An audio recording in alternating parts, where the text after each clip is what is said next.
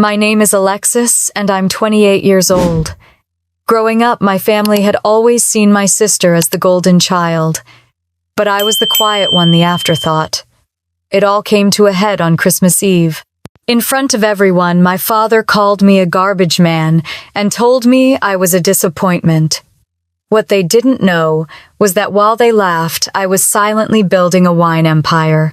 That night I walked out, vowing never to return. But when my face appeared on the front page of a national magazine, with my wine being served in the finest restaurants in America, my family's laughter turned to panic. What happens when the one you cast aside becomes everything you ever wanted to be? I promise, the truth is more shocking than you could ever imagine. Let me take you back to where it began. The house smelled like cinnamon and pine. It was the scent of a perfect New England Christmas. Growing up, the Reed family Christmas Eve party was the stuff of legends. My mom, Eleanor, spent weeks decorating every corner of our old Boston brownstone. The staircase was wrapped in garland. The mantelpiece was lined with dozens of flickering candles, and every single ornament on our towering Fraser fir had a story my mom would tell anyone who would listen. My dad, Robert, would be in his element, holding court in the living room, the fireplace crackling merrily behind him, a glass of his expensive bourbon in his hand. This was the night my sister Jessica and I were supposed to put aside all our differences and just be a family. This was the night that would shatter all of that forever. I got there a little late. The snow was falling in thick, quiet clumps, and my flight from California had been delayed. As I pulled my rental car into the driveway, I noticed the lights were already on in every window, a beacon of warmth that felt more like a trap than a welcome. I walked in just after 7 o'clock, brushing the flakes from my coat as I stepped inside. My mom greeted me with a quick hug, her eyes already scanning over my shoulder to see who else might be coming. When she saw I was alone, she just nodded and went back to fussing over a platter of cookies. I smiled to myself. Typical. I could already hear the cacophony of cheerful chatter from the living room. My cousin from Connecticut was there, a couple of aunts and uncles, and a handful of my dad's old business partners. They were all part of the elite little world my dad had built for himself, a world Jessica had so effortlessly slipped into.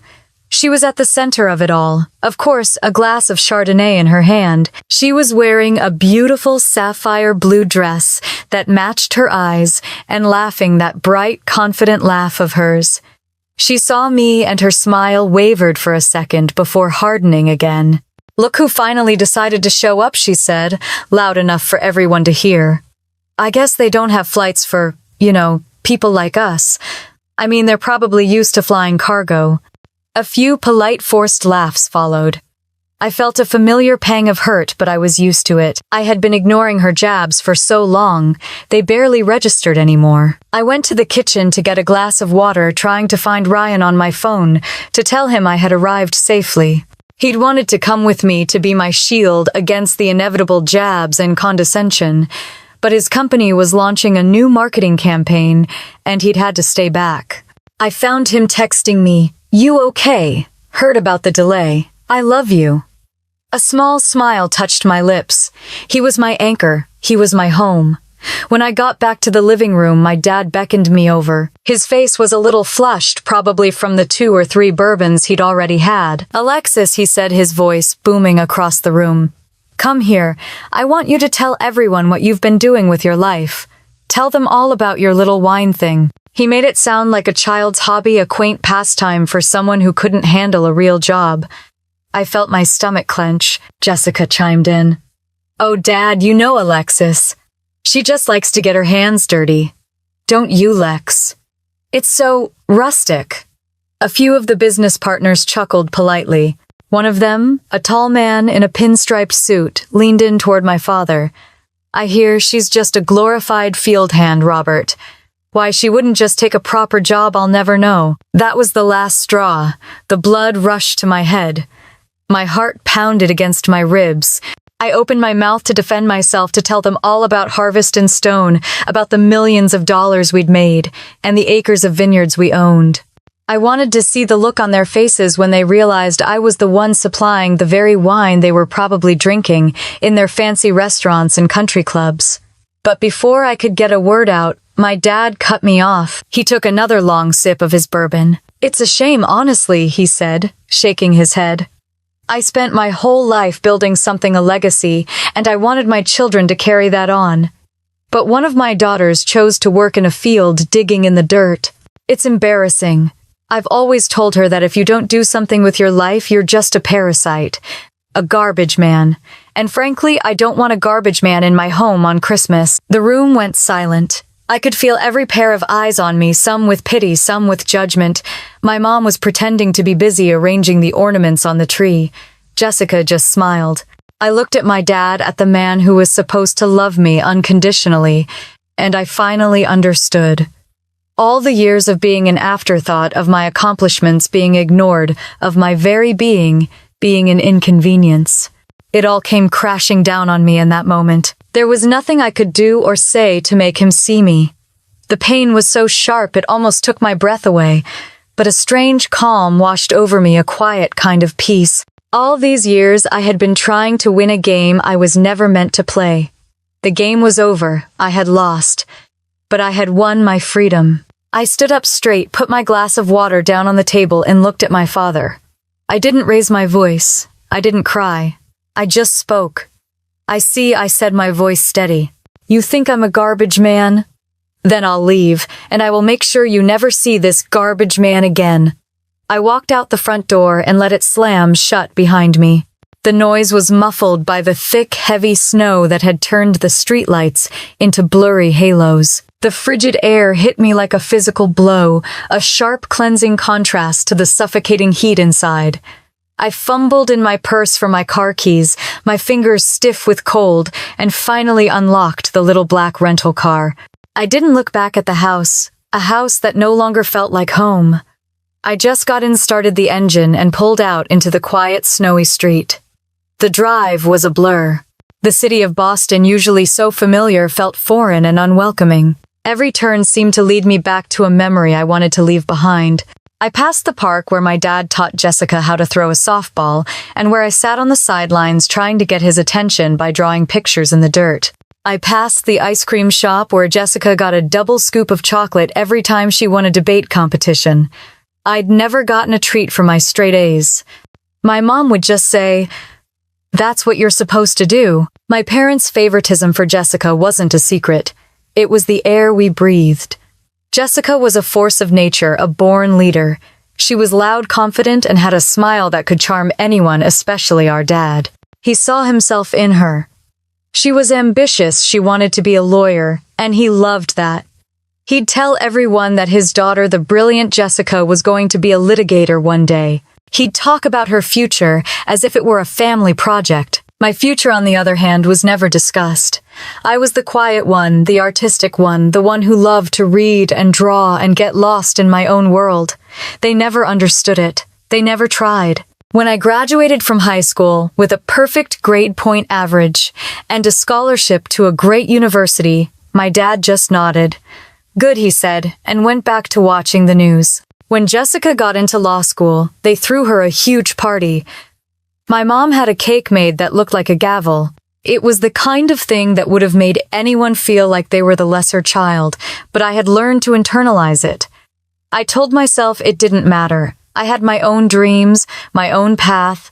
I didn't need their approval. But a small part of me, a very deep and lonely part, always hoped. My phone rang and I saw Ryan's name on the screen. A wave of relief so intense I almost swerved hit me. He was the one person in my life who saw me for me, who saw my worth without me having to prove a thing. I pulled over to the side of the road and answered the call. "Hey," he said, his voice soft and concerned. "Are you okay? I've been worried sick."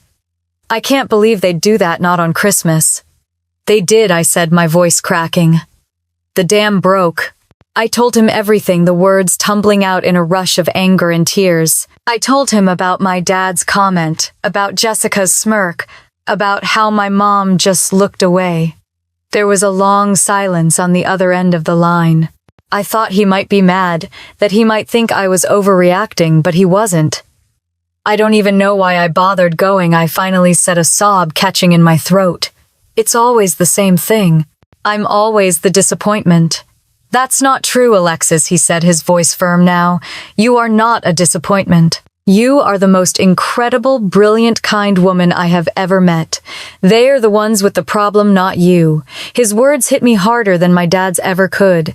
He wasn't giving me pity. He was giving me the truth. He was giving me strength. I just don't know what to do, I said, the tears finally slowing. I can't go back there. I can't look at them again. So don't, he said.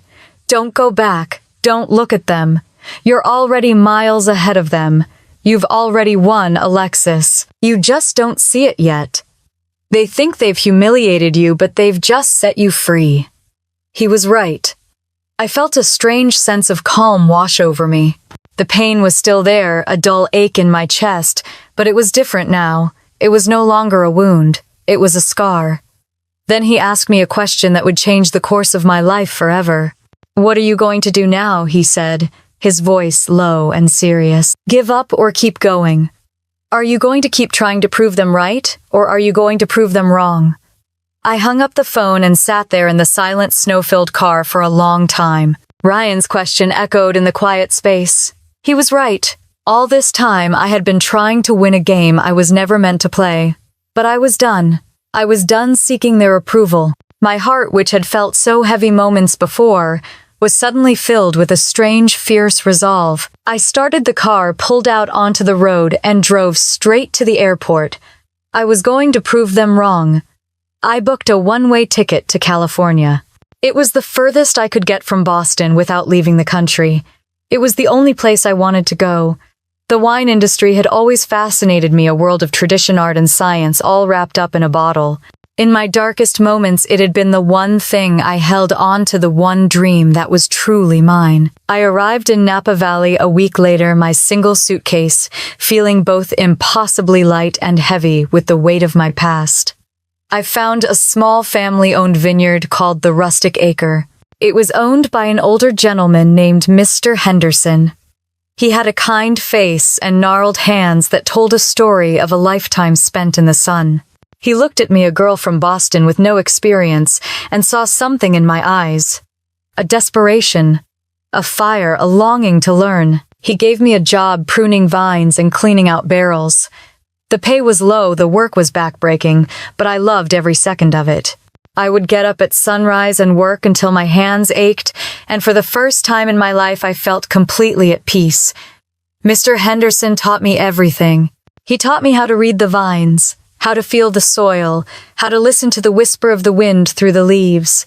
He taught me the history of winemaking, the science of fermentation, the art of blending. He was a patient teacher, and I was a ravenous student.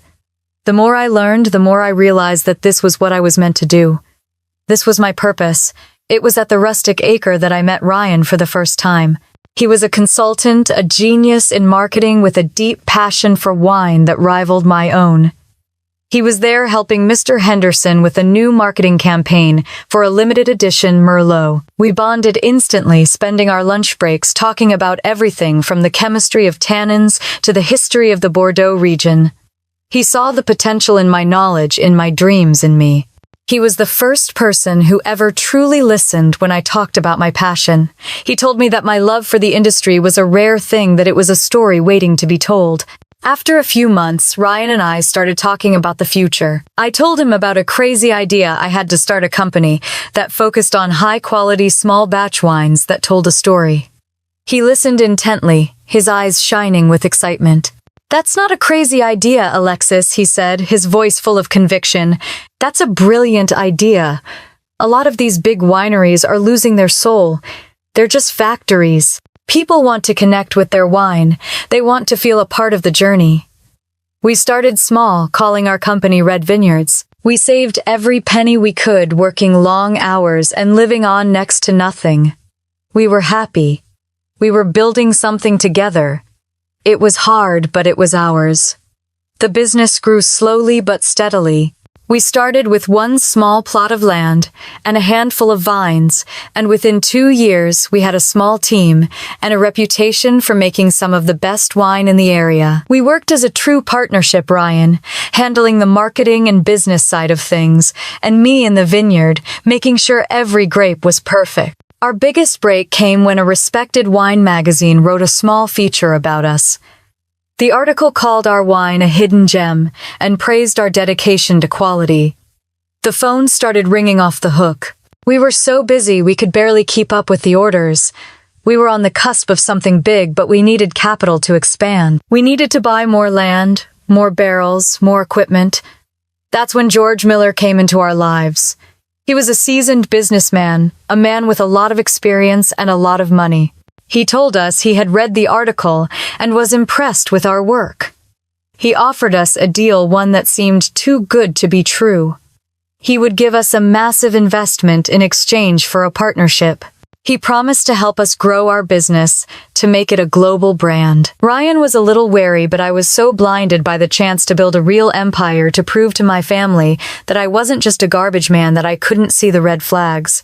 George made us sign a mountain of paperwork. I remember Ryan looking over the contract, a worried frown on his face. I had told him not to worry. George seemed so nice. I was so wrong. He seemed so nice. I was so wrong. The change wasn't dramatic at first. It was subtle. It began with the little things. George would stop showing up at the vineyard, claiming he had more important meetings in the city. Then the financial reports he sent us started to look a little different.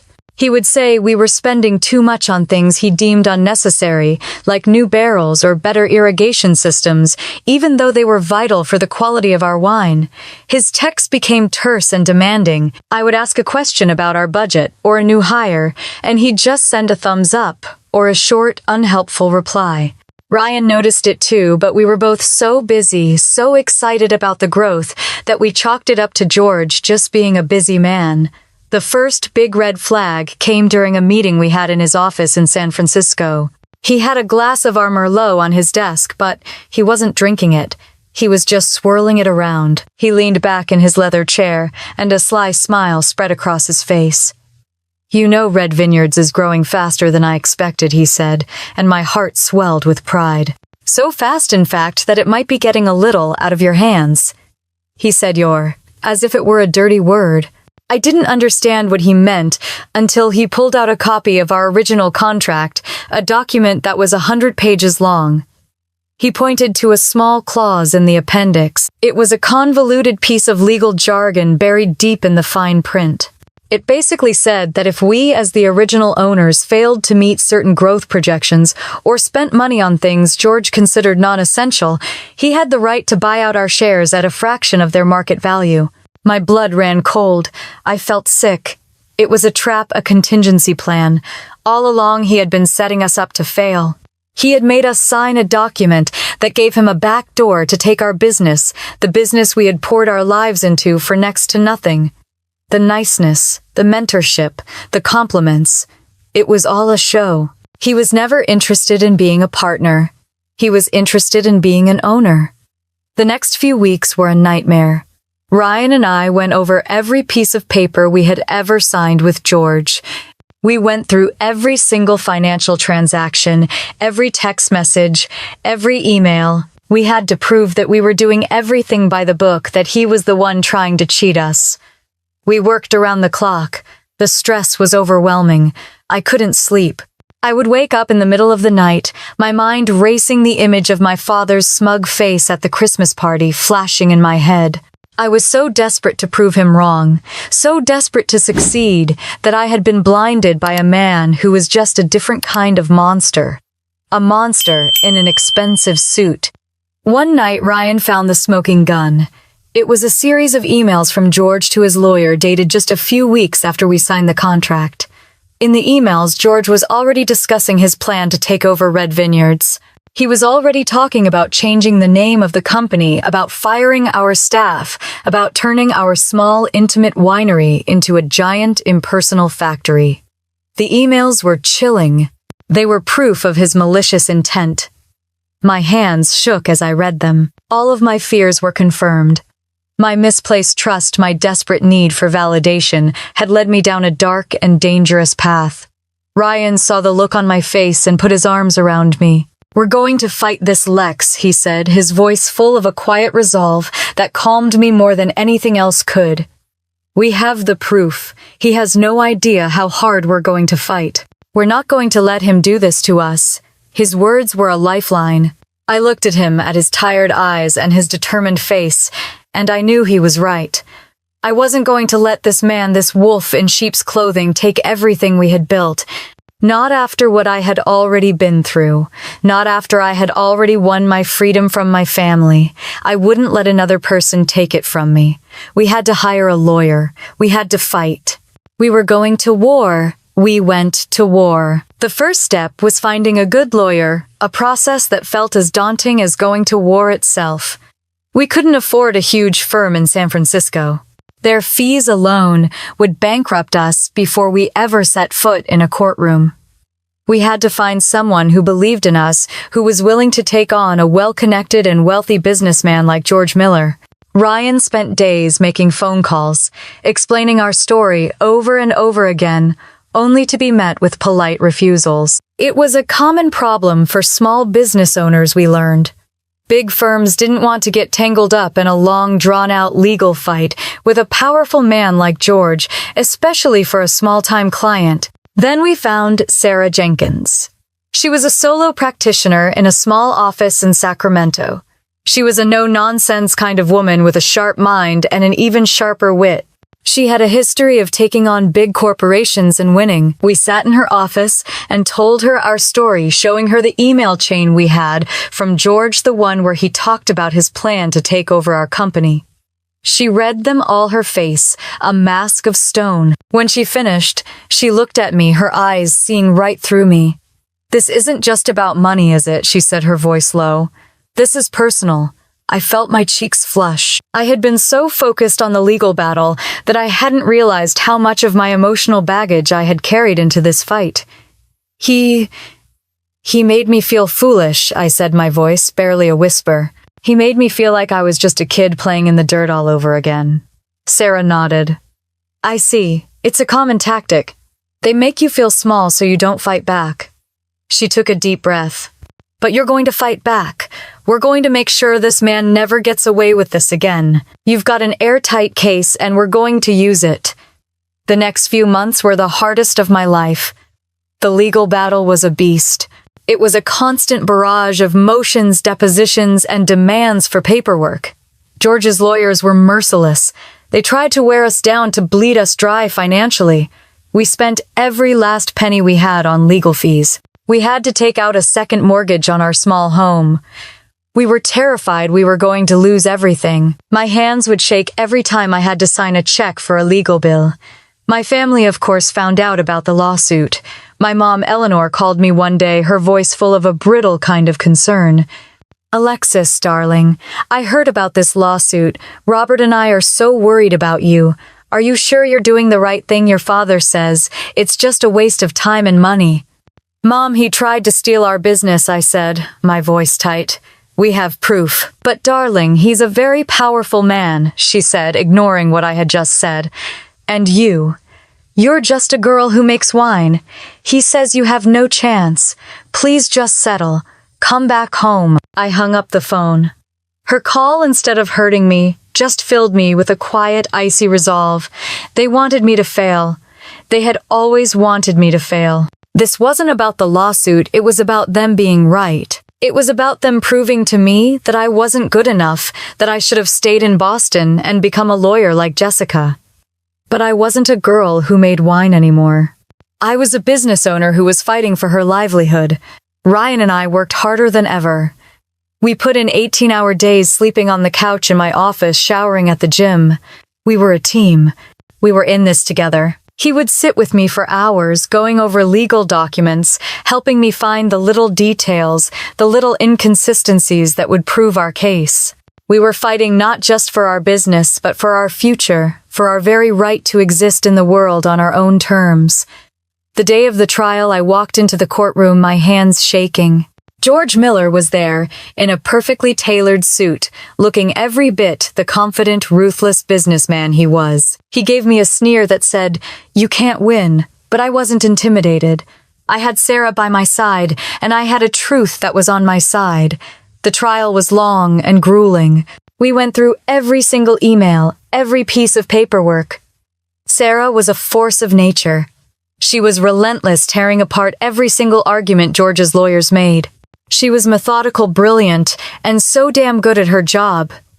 When the judge announced the verdict, I held my breath. My heart was pounding so hard I could hear it in my ears. I looked at Ryan, his hand clenched tightly in mine, and then I heard it. The court finds in favor of the plaintiff Alexis Reed. The words were a beautiful song. A perfect, beautiful, magical song. I burst into tears. I had won. The words echoed in my ears and washed over me like a warm wave. I had won. Ryan squeezed my hand so tightly I thought my bones might break.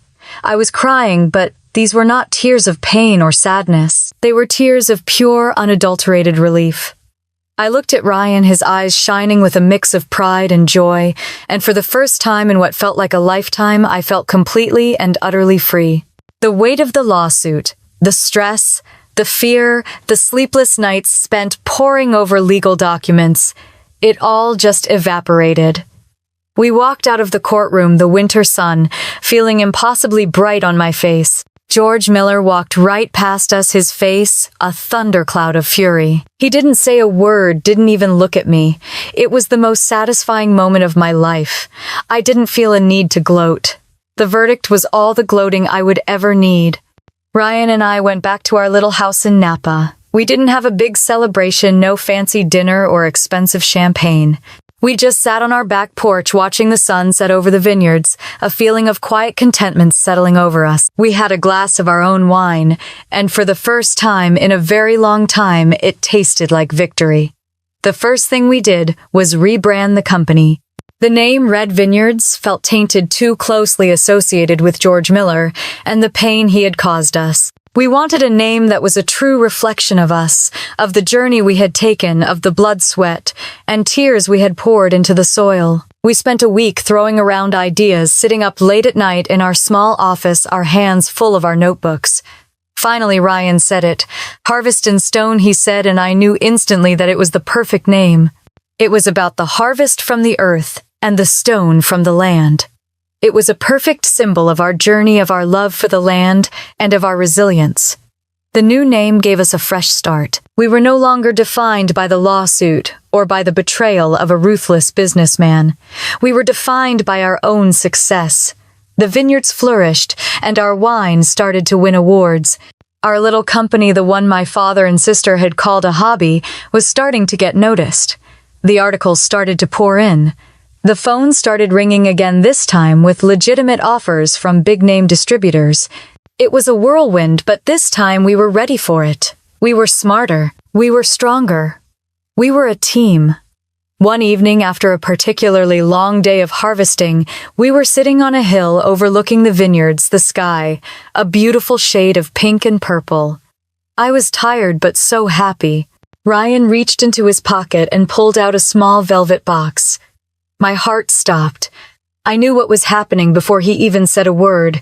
He didn't get down on one knee. He just looked at me, his eyes full of love, and said, "Alexis, I've loved you since the day you showed up at the rustic acre, a girl with fire in her eyes and dirt on her hands. I want to spend the rest of my life with you. Will you marry me?" I didn't hesitate. "Yes," I said, a tear of pure joy running down my cheek. 1,000 times yes. Our wedding was nothing like the ones my family would have had. There were no hundreds of guests, no lavish ballrooms, no fancy dinners. It was just a small, intimate ceremony on the vineyard with a handful of our closest friends. Our best friend, a judge, officiated the ceremony. I wore a simple white dress, and Ryan wore a suit he'd been saving for a special occasion. We stood under a canopy of oak trees, the sun filtering through the leaves, and we said our vows. It was the most perfect day of my life. It was a day that was all ours, with no pretense, no expectations, no judgment. It was about love, and it was about the life we were building together, brick by brick, row by row. It was a day that cemented our bond, not just as business partners, but as true life partners. We were two people who had found each other on a difficult path, and we were determined to walk the rest of it together. Our wedding was the most perfect day of my life. It was a day that was all ours, with no pretense, no expectations, no judgment. It was about love, and it was about the life we were building together, brick by brick, row by row. We were two people who had found each other on a difficult path, and we were determined to walk the rest of it together. 5 years went by faster than I ever thought possible. We built our lives not on the foundation of what we had, but on the foundation of who we were. We were a team in every sense of the word. We worked together in the vineyards, our hands in the rich soil, our hearts in perfect harmony. Our daughter Olivia came into our lives like a beam of sunshine, and every moment with her felt like a precious gift. She had my quiet spirit, but Ryan's infectious laugh, and watching her grow was the greatest joy I had ever known.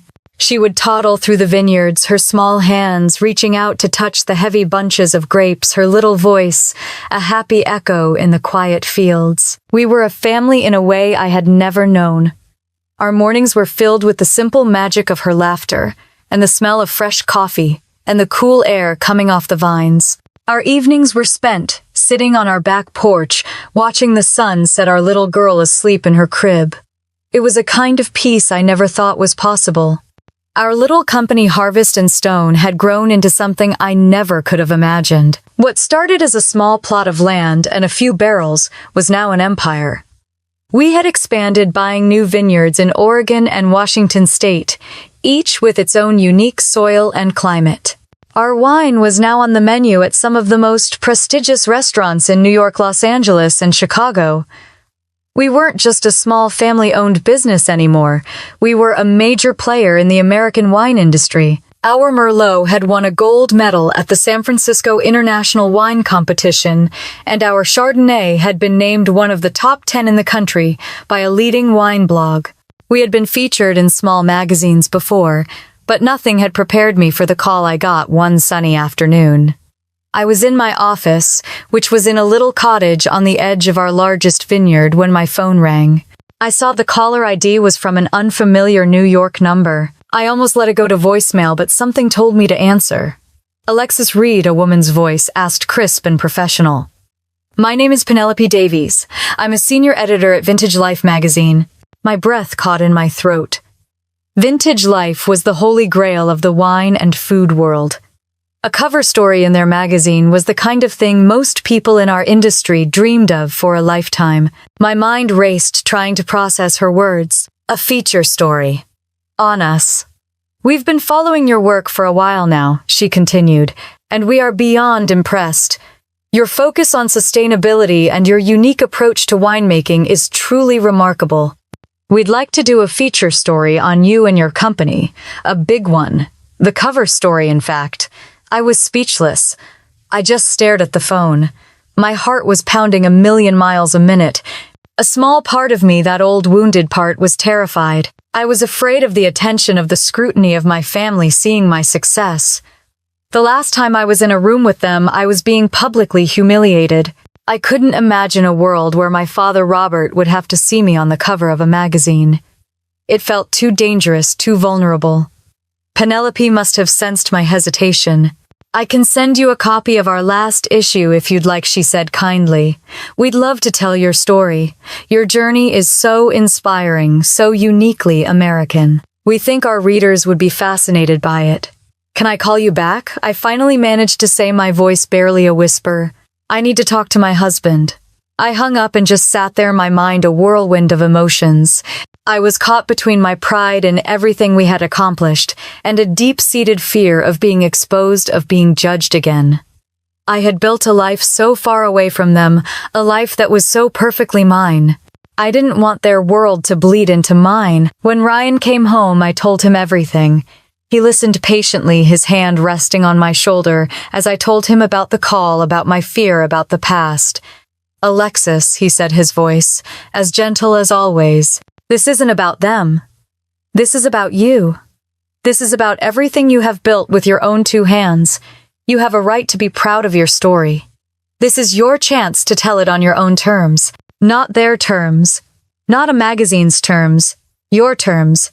He was my emotional anchor. He reminded me of the promise I had made to myself in my car parked on a snowy street in Boston, the promise to prove them wrong. I looked at him, at his unwavering support, and I knew he was right. My father's words, his hateful comments, they had lived inside me for so long, a ghost in the machine. This was my chance to finally lay that ghost to rest. To prove that I was not a garbage man, that I was not an embarrassment, that I was a woman who had built an empire from the ground up. This wasn't about revenge, not really. This was about reclamation. I was reclaiming my name, my story, my self-worth. I picked up the phone and I called Penelope back. "I'm in," I said. "Let's tell my story." The day the magazine hit the stands, I was completely unprepared. Penelope had called to tell me the issue was out, and I had a moment of pure, unadulterated terror. But Ryan held my hand and said, "No turning back now." I took a deep breath, and together, we drove to a small newsstand in town. There it was, on the cover of Vintage Life magazine. A full-page photo of Ryan and me standing in our vineyard, the setting sun turning the sky into a canvas of orange and pink. The headline was in bold, elegant script, "From the Earth Up, the Unlikely Empire of Alexis Reed." My heart hammered in my chest. I bought a copy, my hands shaking as I paid the cashier. We drove back to the vineyard, and I sat in the car reading the article. I hadn't read it yet. The writer had interviewed me for weeks, and I had poured my heart out to her. She had a way of asking questions that made you want to tell her everything. I read the story, and it was beautiful. It was a story of a young woman with a dream, a young woman who was told she wasn't good enough, who was told her dreams were nothing more than a childish hobby. It talked about my love for the soil, for the grapes, for the quiet peace of the vineyard.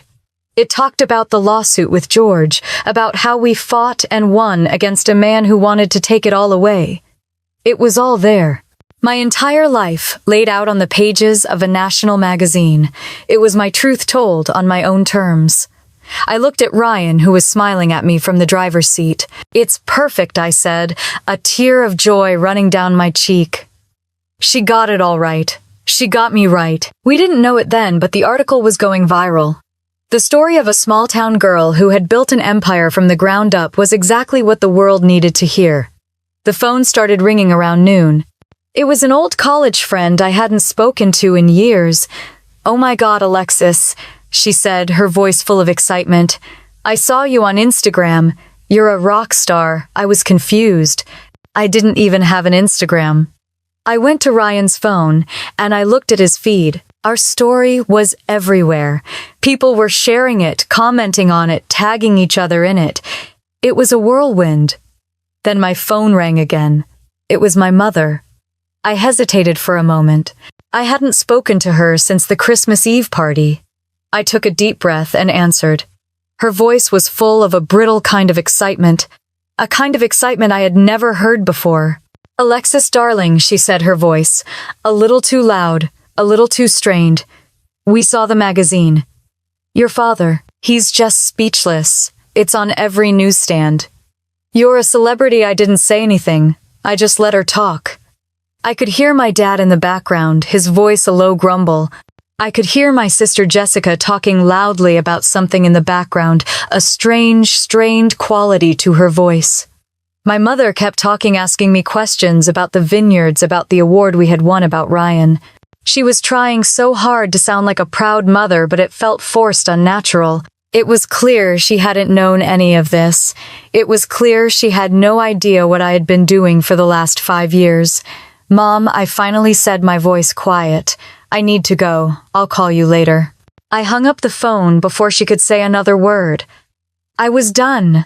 I was done with the games, with the polite lies, with the pretense. I just wanted to be a person, not a headline. I put my phone on silent and I went back to the vineyards. I walked through the rows of vines, the sun warm on my skin, the scent of the earth a comfort to my soul. This was my world. This was my life. The one I had built with my own 2 hands. The one my family had no part in. But a few hours later I saw I had a dozen missed calls. My mother, my father, even Jessica. They were all calling me, all desperate to talk.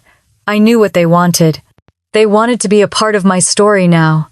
They wanted to claim a piece of my success. And I knew with a sinking feeling that the hard part had just begun. The hard part had just begun. I muted my phone and put it in a drawer in my office. The thought of answering the calls from my parents and Jessica was nauseating. I had spent so many years trying to get their attention, trying to prove I was worth something. Now that I had, they were falling over themselves to get a piece of it. It was a victory, but a hollow one. The taste of triumph was soured by the bitter, all too familiar feeling of being used. I just wanted to go back to my quiet, happy life, to my family, to my vineyard. I wanted to be forgotten again. 2 days later, my phone started ringing again. This time it was a number I didn't recognize. I almost didn't answer it, but something told me to. I picked it up. A voice I knew all too well was on the other end. It was Jessica. Her voice was strained a little too high, a little too breathless. "Alexis," she said, her voice a rush of words. "Thank God you finally answered. I've been trying to get a hold of you for days." I didn't say anything, I just waited. I could feel her frustration on the other end of the line. She wasn't calling to apologize. She was calling because she needed something. "Did you know the article went viral?" she said, her voice a little too loud. "Everyone at my firm is talking about it. They're all congratulating me on having such a brilliant and successful sister. It's so humiliating. I almost laughed." This was the same woman who had laughed at me when I told her I was going to work in the wine industry. The same woman who had a special little party for her law school acceptance. The same woman who had looked at me with smug satisfaction as my father called me a garbage man. And now she was complaining to me about being humiliated. "Humiliating," I finally said. "Why is that humiliating, Jessica? You're a lawyer. You should be proud of your sister." "It's not that simple, Alexis," she said, her voice now a whine. "They don't understand. They don't get that you're just you. And I'm me. They keep asking me why I'm not a partner yet. They keep saying, 'Oh, if your sister can build a company worth 8 figures, surely you can handle a little partnership.' It's a nightmare." I felt a strange pang of something that was a mixture of satisfaction and sadness. I had never wanted to hurt her, to bring her down. But now she was paying the price for her own condescension. I thought about the thousands of hours I had put in, the sleepless nights, the days spent digging in the dirt. I thought about the lawsuit, the stress, the fear, and I thought about how she had been sitting in her comfortable office, living a comfortable life, while I was fighting for my very survival. "I don't know what to tell you, Jessica," I said, my voice quiet. "I don't have a magic wand." "But you do," she said, her voice now a little softer, a little more desperate. "You're a genius. You built an empire from nothing. You know how to play the game. I don't." She paused for a moment, and I could hear her take a shaky breath. "I'm just so tired, Alexis. All my life I've been trying to be the perfect daughter. I went to law school. I got a good job. I've done everything they've ever asked of me. But it's never enough. I just want to make them happy. But nothing I do ever feels like it's my own. I just want to live my own life, but I don't even know what that is." I was stunned. I had never heard her talk like that before. All my life I had thought she was the one who had it all. The perfect grades, the perfect job, the perfect life. But underneath it all, she was just as lost as I was. She was trapped in the same gilded cage, just in a different room. I took a deep breath. "Jessica," I said, my voice softer now. "I can't tell you how to be happy. That's something you have to figure out on your own. But I can tell you this. When you're building a life to please other people, you're not really building a life at all. You're building a prison. You're building a prison." I hung up the phone and stood there for a long time. Her words, her admission of being trapped by my parents' expectations, echoed in my head. I had always thought Jessica had everything, but in a way she was just as lost as I was. A sudden wave of sadness washed over me. I hadn't wanted this. I hadn't wanted to prove my family wrong just so my sister could be miserable. This wasn't about revenge anymore. It was about something bigger. It was about healing. I called my parents and arranged a dinner. Not in Boston, not at their house, but in New York, a neutral territory where I felt I had the upper hand. I wanted them to come to me. I booked a private room at a high-end restaurant in Manhattan, a place I knew they'd be impressed by, a place that served my wine. The irony was not lost on me. I asked Ryan to come with me, not just for support, but to show them that I wasn't alone, that I had a family of my own now, A real family. They were late, of course. My dad Robert looked uncomfortable in his suit, his face a little flushed. My mom Eleanor was wearing a new dress, her face a mask of nervous excitement. Jessica was quiet, she didn't meet my eyes. The conversation was stilted and awkward at first. My mom tried to make small talk about the weather, about the flight. My dad just grunted in response. I sat there quietly observing them, a small smile on my face. They were so out of their element, so uncomfortable. It was a strange kind of power. When the waiter brought out our wine, a beautiful bottle of Harvest and Stone Merlot, my dad's eyes widened. He picked it up and read the label, his brow furrowed in concentration. He put the bottle down and a long, uncomfortable silence filled the room. This was it. This was the moment. My dad cleared his throat, a deep rumbling sound that filled the room. Alexis, he said, his voice a little shaky. We saw the article. It was quite something. I didn't say anything. I just waited. I had been waiting for this moment for years. He looked at my mom, who just nodded. He looked at Jessica, who was still staring at her lap. He looked at Ryan, and then finally he looked at me. I don't know what to say, he said, his voice barely a whisper. I have thought about that Christmas Eve for years. I have thought about what I said, and what I did. I was a fool. I was so caught up in what I thought was success, in what I thought the world expected of me, that I couldn't see what was right in front of me. He took a shaky breath, his eyes filling with tears. I grew up with nothing, he said, his voice raw with emotion. I worked my whole life to build something, to be something. I wanted that for you girls too. I wanted you to have a life that was easy, a life that was comfortable. I wanted you to be successful, but I had a very narrow view of what success was. I saw a lawyer, I saw a doctor, I saw a banker.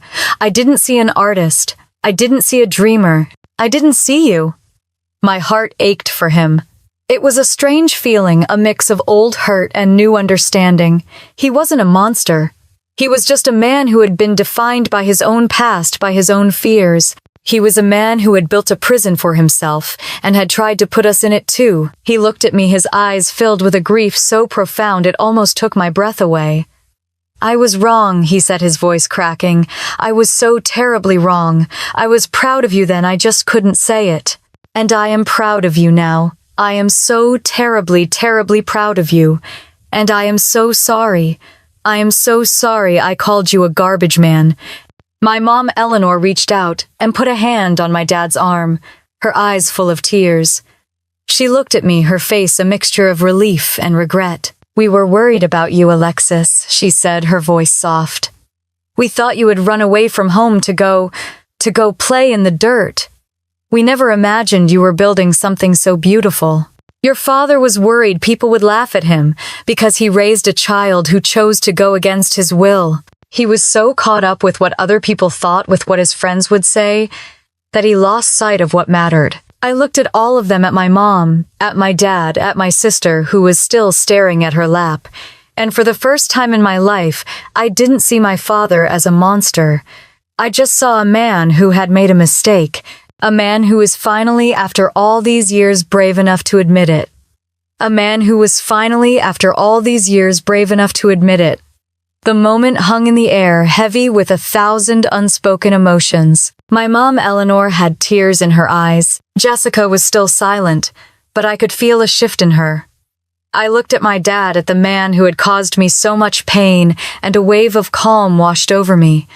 I wasn't angry anymore. The words he had said had been so painful, but his admission of regret was so genuine it was a balm to a wound that had festered for years. I accept your apology, Dad, I said, my voice soft but firm. And I'm glad you said it. But it doesn't erase what happened. It doesn't erase the years of feeling like I wasn't enough. It's a start, but we have a long way to go. My father just nodded, his eyes full of a profound sadness. He knew I was right. There was no magic wand that could fix years of hurt with a single apology. The rest of the dinner was quiet. My parents tried to talk about the magazine article, about how proud they were, but their pride felt a little awkward, a little forced. Jessica was still quiet, but when she did speak, it was to ask me about the process of making wine, about the soil and the vines. It was a small step, but it was a step. A few days later, I was back in California. My phone rang with an unfamiliar number. I almost didn't answer it. It was a man's voice on the other end, a lawyer who said he was representing his client, a woman named Susan, who had an important message for me. My stomach clenched. I had no idea who Susan was, and the last thing I wanted was another legal battle. But the lawyer insisted, saying it was a matter of extreme importance. I told him to have his client call me directly, and an hour later my phone rang again. A woman's voice, tired but full of a quiet rage, said, "Alexis, my name is Susan. I'm George Miller's ex-wife." My heart jumped into my throat. George Miller, the man who had tried to steal everything from me. I had put him out of my mind. The lawsuit was over. We had won. What could she possibly want? "I'm calling because I want to help you," she said, her voice shaking with anger. I just found out what he did. I just found out he was a fraud. He was a fraud to me, and he was a fraud to you. And I want to make sure he never gets away with it again. She went on to explain how George had hidden a mountain of debt from her during their divorce proceedings. She had just hired a new accountant, and the accountant had found a hidden account, a slush fund George had used for bribes and underhanded deals. She had found a stash of emails, documents, and recordings. She told me she had evidence that proved George was planning to defraud us even before he had met with us. She had evidence that he had a network of corrupt lawyers and accountants he had been working with for years, and that our lawsuit was just one of many. I sat there stunned. All this time I had thought I had won, but I hadn't even scratched the surface of the man's depravity. Susan told me that her evidence was a smoking gun, a final nail in his coffin. She said she was going to turn it over to the state authorities, but she wanted to make sure I had a copy. She wanted to make sure I was safe, and that I had the power to make sure he never hurt anyone else again. I didn't feel a sense of triumph. I didn't feel a sense of revenge. I just felt a quiet, overwhelming sense of responsibility. This wasn't about me anymore. This was about all the other people George had hurt, all the other small business owners, all the other ex-wives. My victory was not the end of the story.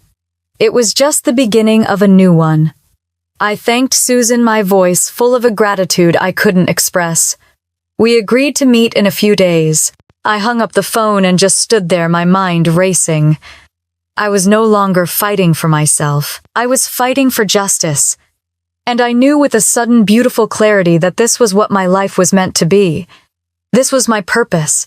I knew with a sudden beautiful clarity that this was what my life was meant to be. This was my purpose. I met with Susan just as we had arranged. She was a kind, tired woman who looked at me with a gratitude that broke my heart. She handed me a thick binder of documents and a flash drive. "He can't get away with this," she said, her voice shaking. "He can't. Not again." I looked at the evidence, at the emails and the financial records, and I felt a sense of calm. This was not about revenge. This was about justice. I helped her take the evidence to the authorities, and a few weeks later, George Miller was arrested on charges of fraud and embezzlement. I didn't feel a sense of triumph. I just felt a quiet relief. The man who had tried to steal everything from me was finally getting what he deserved, and I had been a small part of that. My family's transformation was more subtle. It wasn't a fairy tale ending, but it was a beginning. A few months later, my parents flew out to California to visit me. They came to the vineyard. My dad, Robert, walked through the rows of vines, his hands in his pockets, and I could tell he was trying to understand. He didn't make any more comments about my work. He just looked at it with a quiet, respectful wonder. He asked me about the process, about the fermentation, about the soil. He was trying in his own way to connect with me. He was trying to find common ground in a world he had once seen as a foreign country. My mom, Eleanor, spent the whole day doting on Olivia, our daughter. She just kept saying, "Oh, Alexis, she's so beautiful. She looks just like you." She was more relaxed, more present than I had ever seen her. I realized that my success had not only freed me, but it had also freed them from the prison of their own expectations. They no longer had to pretend they had a perfect lawyer daughter. They could just have 2 daughters each with her own path and be proud of them both. Jessica had found a new job too. She had quit her big corporate law firm and taken a job at a small nonprofit that specialized in environmental law. She told me she was working for a cause she actually believed in. She told me she was happy for the first time in her life. She was still Jessica, a little bit competitive, a little bit too loud, but she was a different person. She was a person who was finally, after all these years, brave enough to find her own path. She sent me a long text one day that just said, "I'm sorry, Lex. I'm sorry for everything. You were right. My life was a prison. I just wrote back, I'm proud of you, Jess." I had once thought that my revenge would be a grand theatrical moment. I thought it would be my father's face as he saw me on the cover of a magazine. I thought it would be the look in Jessica's eyes when she saw how successful I was. But I was wrong. My revenge was not about their humiliation. My revenge was about my own happiness. It was about waking up every morning and feeling a sense of peace. It was about seeing my daughter's face every day and knowing that she was growing up in a home full of love, a home where she was celebrated for exactly who she was. My father had called me a garbage man, but I had built an empire from the dirt. He had called me a disappointment, but I had found a purpose that was bigger than anything he could have ever imagined for me. He had cast me out, but in doing so he had set me free. My life had become a testament to the fact that your worth is never determined by someone else's opinion of you. It is determined by the life you build for yourself, brick by brick, row by row. It is determined by your heart. And for the first time in my life, my heart was full. My life is not a perfect fairy tale. We still have bad days, and my family and I still have things to work through. But we're trying. We're a family who is finally, after all these years, learning to see each other for who we truly are. I am still the quiet one, and Jessica is still the loud one, but we are both happy. And in the end, that's all that matters. My story is just one of many. Have you ever experienced being underestimated or overlooked by those closest to you? How did you respond? Did you try to prove yourself to them, or did you find your validation from within? Share your stories with me in the comments below. If my story resonated with you, please hit the like button and subscribe to my channel. I'm going to be sharing more stories of resilience, of love, and of the incredible power of a life lived on your own terms. Thank you for listening, and I wish you all the courage in the world to be exactly who you are, no matter what.